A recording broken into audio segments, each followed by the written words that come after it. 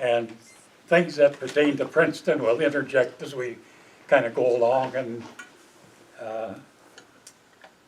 it all began on March 19th, 1937, when I made my entrance into the world.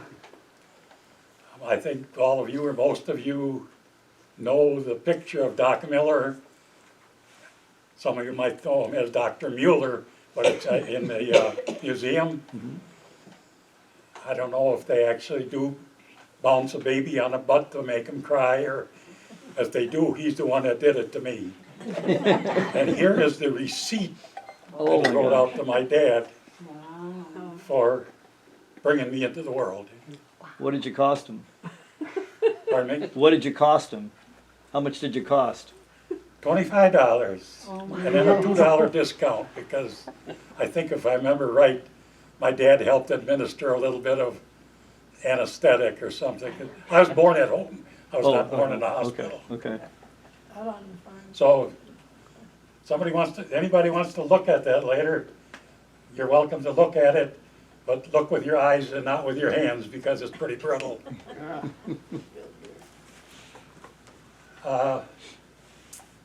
The farm I was born on is about 5 miles northwest of Princeton, between Princeton and Germania. And we had no electricity back then. It's not that we were against electricity, it's just that they did not run any power lines out as far as our rural area at the time. So we had, my upbringing up till 12, 13 years old is similar to what the Amish live like. We did all our work with horses. We did not have a tractor at the time. And we had 6 draft horses. One of the root mare was a Mustang that was shipped in at the time. It was not a Belgian, but it had a lot of Belgian characteristics. She was a sorrel, blonde mane, blonde tail, white stripe on the face. And my grandpa actually owned the farm at that time, and he used her as the seed stock for 5 more that were born on the farm. All by the same father, same stallion, except the last one. I don't know, had to use a different one because I think he was used up. Did she have a name? The mare? That was Blondie. And then the 5 offspring were Jim, Daisy, Nellie, Prince, and Dewey. And I actually got to drive these horses a lot later on. The youngest 2, Prince and Dewey,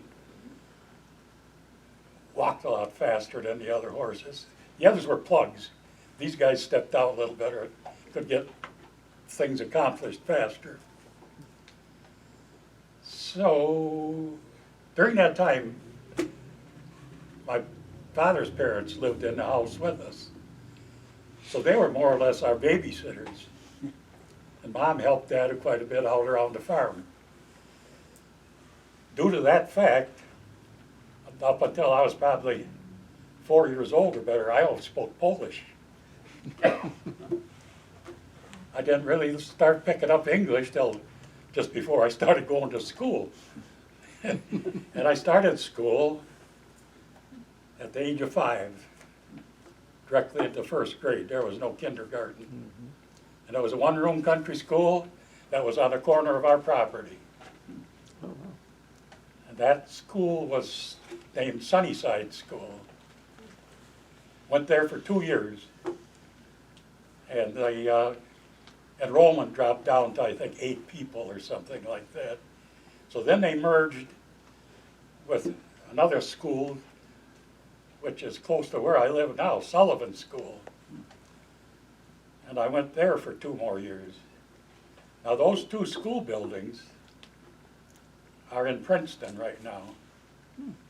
I believe, I might have them crisscrossed, but I'm pretty certain.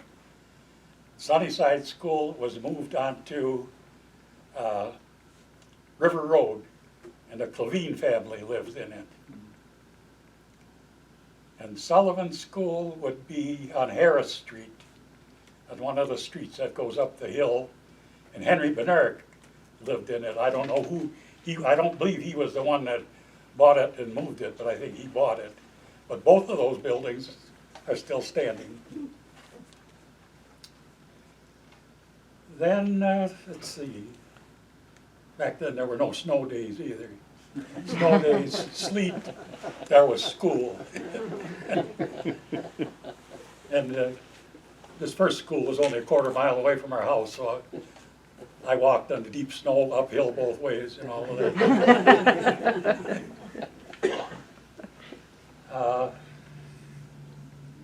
I gotta maybe back up a little bit again. During this time, World War II was still going on pretty heavy. And some incidents, a couple of things that I still have in mind was, there's an airstrip right near,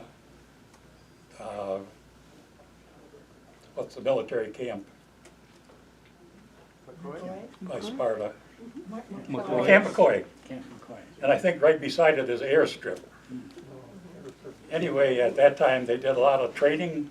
The P-51 Mustang was a popular fighter plane at that time. And they had oodles of them there. And they did training over Lake Michigan. One of those planes would pull a target, like you see them doing advertising things with the big banners. That was their target. And he would maneuver around over Lake Michigan, and they would do target practice over there. Those planes go back and forth, and sometimes, I think it was graduation day, they all went at once. It was just like a big bunch of flies flying. The sky almost went dark. And every once in a while on one of their missions, one guy must have a little fuel left over yet, so he'd make a few acrobatic moves. And then another thing during that time, the farmers cut a lot of marsh grass for marsh hay and stacked it into stacks that looked like a big chocolate chip. And that product was, if they had any excess, there was a farmer, I don't know what his connection was, from Berlin, Andy Petrashik. He had a Caterpillar, this was done in the wintertime, and a stationary baler. He would go buy this hay, bale it for military use.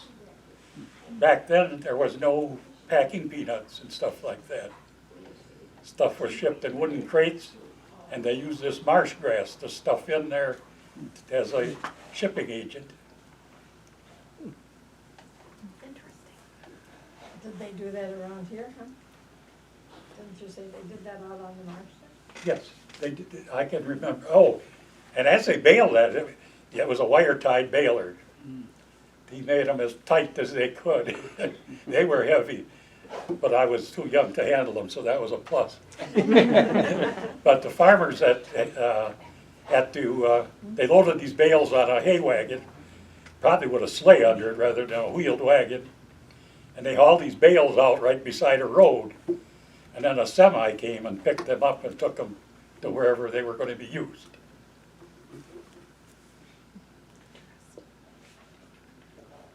And as I grew up, did more and more chores. First was taking care of the 6 horses. I'd get up in the morning, Grandpa and my dad were milking the cows. And I did the horses, let them out and clean the stalls. Filled their mangers with hay, put them back in.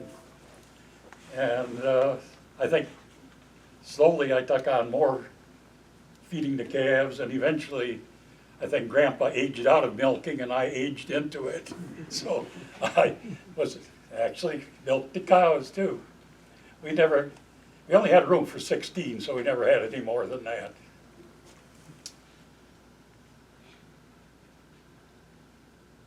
So then grades 5 through 8.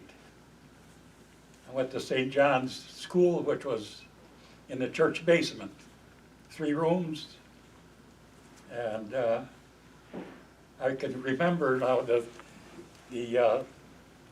groundbreaking that you talked about, Mm-hmm.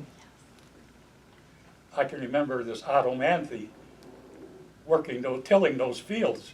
And that was actually, and his, actually was a little farm right on the corner of, which street would that be? Second Street? And a Highway Yep. 23, no, 73. There was a house and a few outbuildings, and all those newer houses, there's just a string of houses along the highway.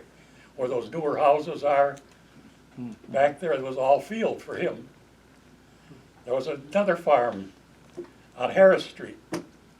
The property like where the water tower is, and it wound around. The city owns it now. It's just to the south of where the city lake wastewater lagoons are. Oh, yeah. Mr. Gorski owned some of that land and had a small farming operation. Across from VFW was another setup like that.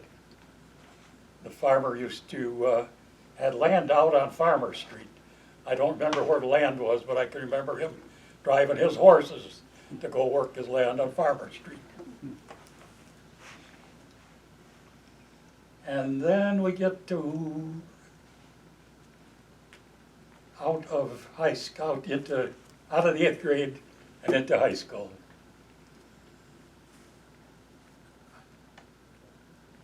I was, before, I gotta back up here.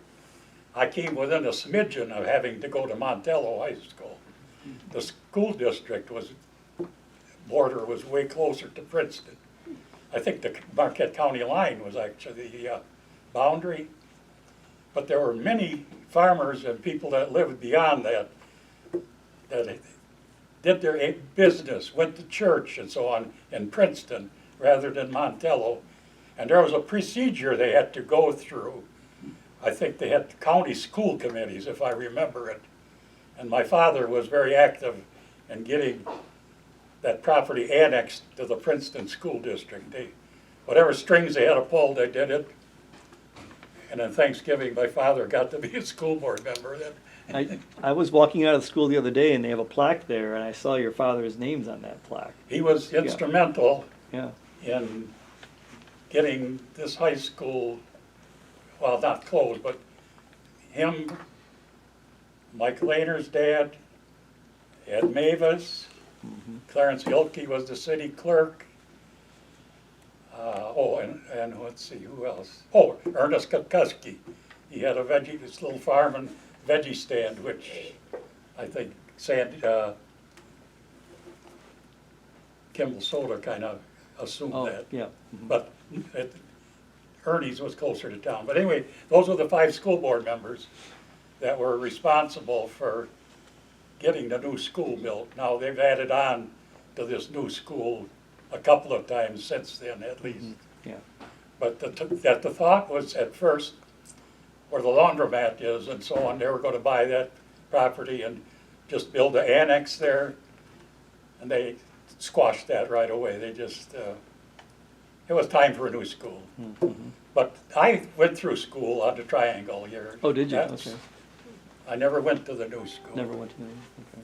Back to Catholic school, how many kids were in Catholic school that they were building in the land? Do you know? Were there a lot of kids? And when you were going to school under the church, were there a lot of kids going there that they? Oh, yeah, built a the new 3 school? rooms were pretty well filled up. Yeah. The Polish Had underground? three nuns that were teachers that, where the chapel is now was a baby room, they called it, 1st, 2nd, 3rd grade there. The next room where the food pantry is going to be was 4th, 5th, 6th, and then the bigger room was 7th and 8th. And I would think I went 2 years and then the nuns changed. We got a new crop of nuns. And we had a Sister Kashmir that was the 1st, 2nd, 3rd teacher. And somehow she found out, or I let it slip or something, that I knew a little Polish, and so did she. She was very good in Polish. Every once in a while she'd throw something at me in Polish. So, let's see, we're out of Montello, we're going to Princeton. I coasted along through high school. I kind of have regrets that I didn't apply myself. Some of my classmates were on the honor roll, and I'm sure I could have kept up with them if I'd have applied myself. But then, you know, you're young and smart then, so. I was not very athletic, but at the same time, a school day was divided into 8 periods. 4 in the morning, 1 hour lunch, 4 in the afternoon. 2:30 till 4 was always almost study hall. And if you were a farm kid and you had legitimate excuse, your parent would write a slip, they'd excuse you to go home and help on the farm. So this time of the year, I would sign out at 2:30, go home. At that time, we did not pick corn with a picker. We cut it with a binder, made the bundles, put the bundles up into these teepees, and I'd get home, gas up the tractor, grease up the binder, and I'd go out cutting corn, and I'd keep enough cut every day going home at that time. And my dad kept shocking it up into these teepees day after day till we got the crop done. So, and a lot of this stuff sounds like if you guys ever watched Jerry Apps on public television. Yeah. I lived about the same way. Yeah. One thing through high school, we had a pretty good hot lunch program. Had Edna Schultz do the cooking. And us guys that took agriculture class were, for the most part, somewhat husky farm boys. And then the commodity truck would come with the meat, cheese, and all canned goods and stuff for the hot lunch program. So they chose us to go help unload that truck, lug it all down to the basement. But when we went to hot lunch, we were remembered for it too, especially when there was some. Schultz made hot dinner rolls every day for lunch almost. And if we had something that she knew we liked, like she made a pretty good meatloaf, I'd get 2 pieces of that. And if I'd even say, Schultz, can I have it? Yep. And the other guys that helped did the same thing. Like I said, I was not very athletic. I did play basketball, but I think it was just a numbers game. They needed so many guys that I fit in. Let's see. To a lesser extent, we had a big patch of potatoes on the farm too.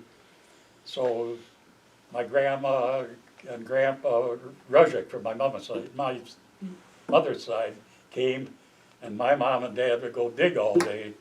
And when us kids would get home, probably right after another one of these days where we got off in the middle of the afternoon, and I and my sister, who was 15 months younger, have to grab the buckets and go out there and pick potatoes. And there were, depending on the crop, sometimes we had a basement full of potatoes for the year. And about, let's see, during that time, of course, I got to be 16 years old, driver's license time. The situation was much different then than it is now. Our county was set up different. We had 2 highway patrol. They were separate from the sheriff's office. Their office was upstairs in what is now the county shop. So 2 Shepoister brothers, Lloyd and Leroy, were the patrol officers. So the day I went to get my test, went up, took the written test, passed that. Okay, let's go drive. Car was parked out there, and my dad was along, of course. He said, should I stay here? No, he said, come on along, jumping back. Took off from right in front of the county shop, went out the back way, through the streets, past Chop's Supper Club, turned down the hill toward the liquor store, went back to the county shop. That was my driver's test. Lloyd Cheffoister, he says, you don't have to worry about these farm boys. They've been driving for a while.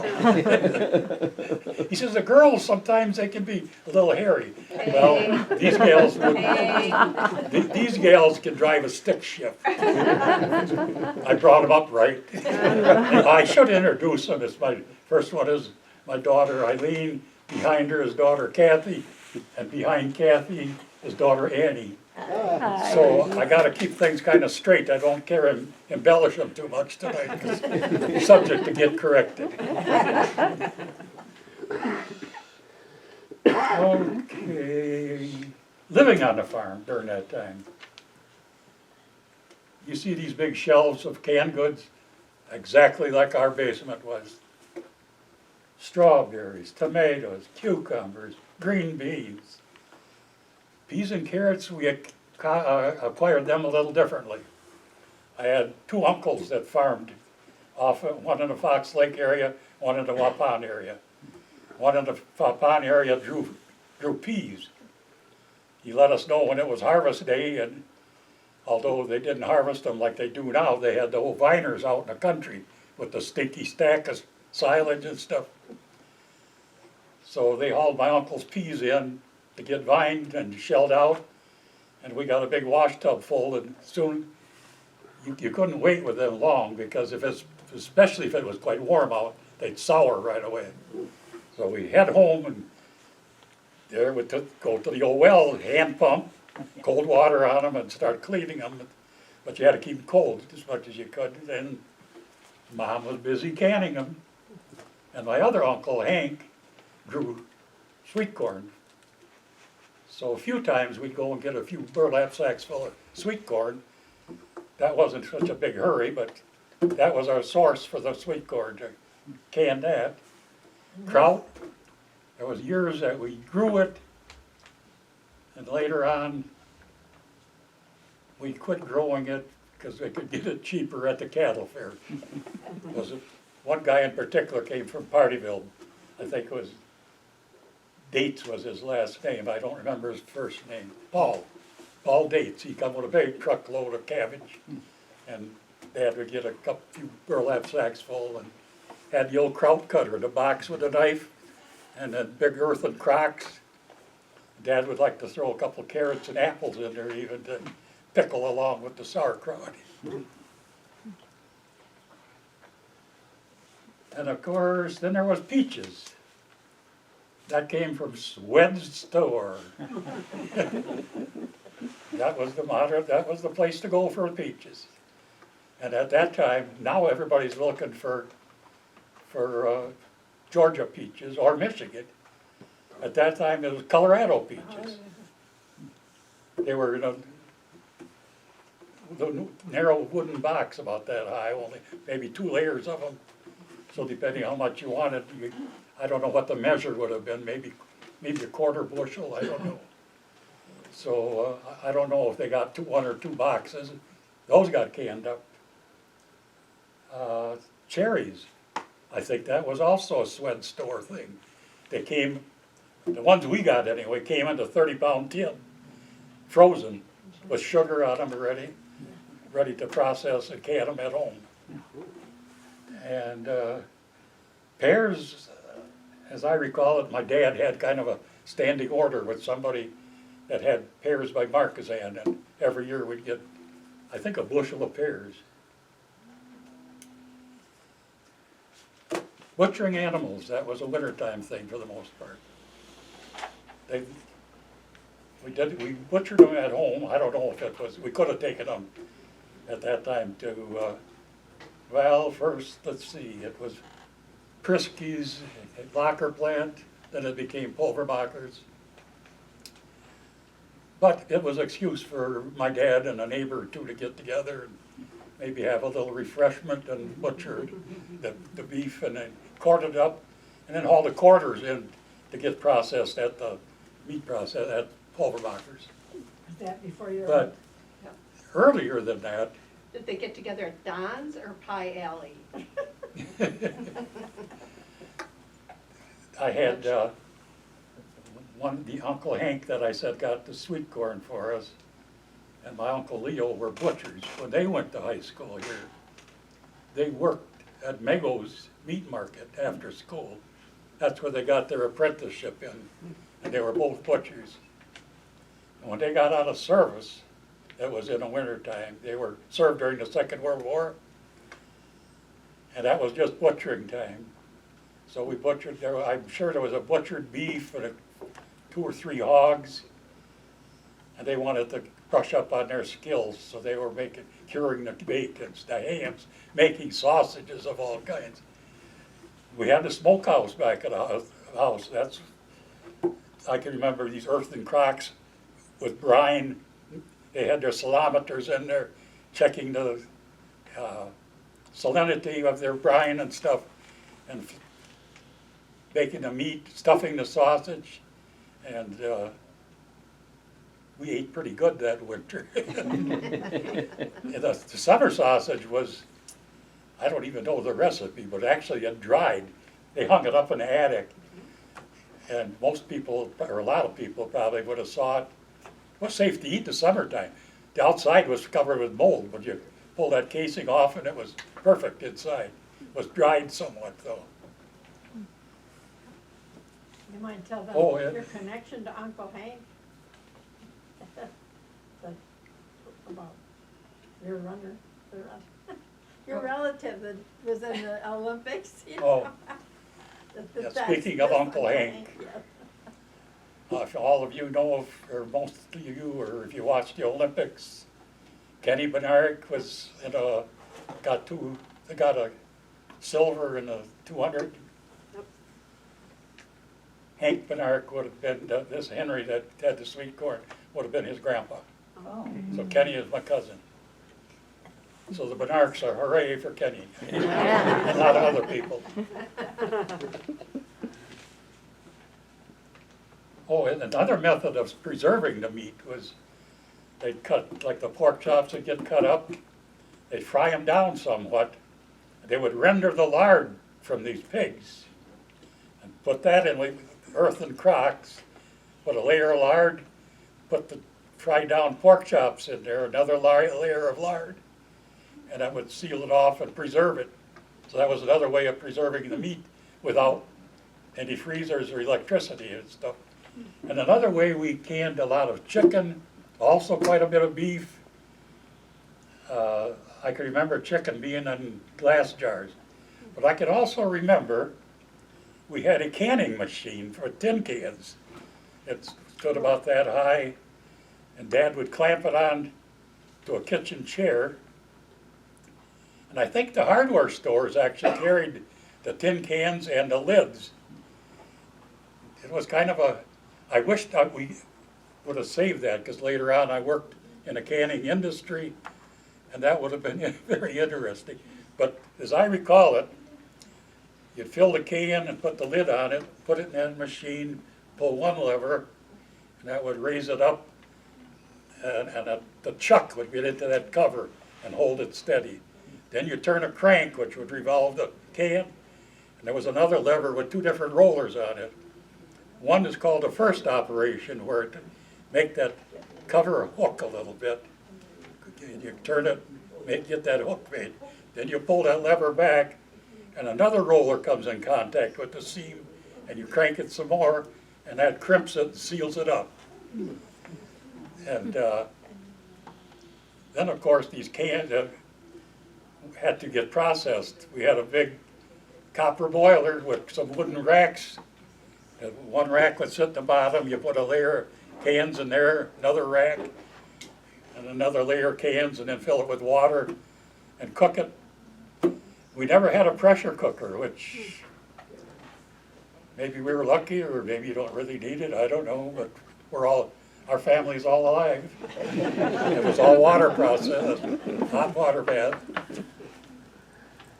Now, about the time I think I was 12 or 13, it happened. At that time, my dad bought his first tractor, which was an old Ford Ferguson, which was super for me. And we also got our electricity strung out there during that time. So what I was kind of impressed with is the minute we got electricity, was a man by the name of Elmer Krieger that worked at Hot Mars Hardware. I think he was probably a manager. Didn't own it, but he was out there on the road where this high line went through, selling refrigerators, freezers, and stuff like that. Good for him. Now that's page 1.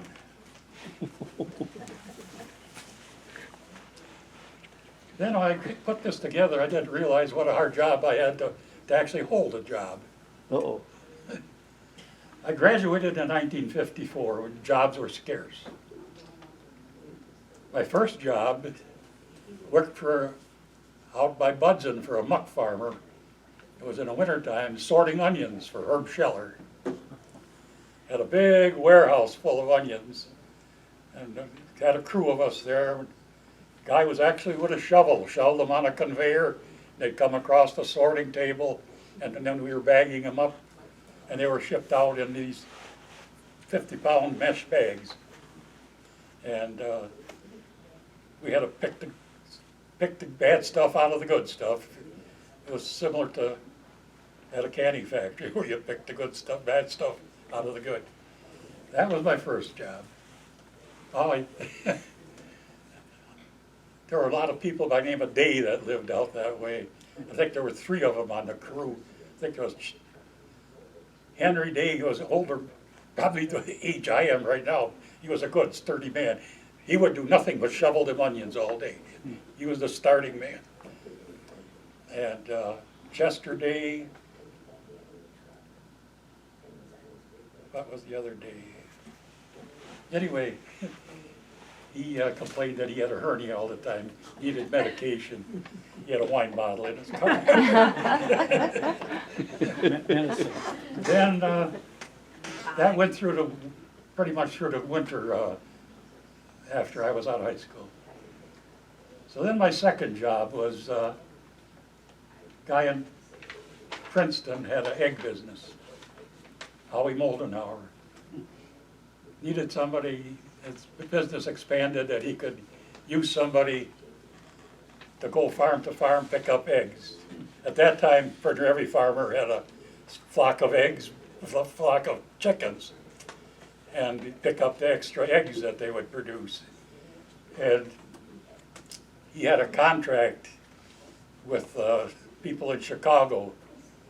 At that time, they did door-to-door delivery with milk and butter and everything, and we supplied the eggs for, it was the same outfit but 2 different names. One was in Des Plaines, Illinois, was Suburban Dairy. South side of Chicago was, what kind of creamery? But it was owned by the same, they actually manufactured and packaged butter in the second one. And we would deliver the eggs to these 2 places.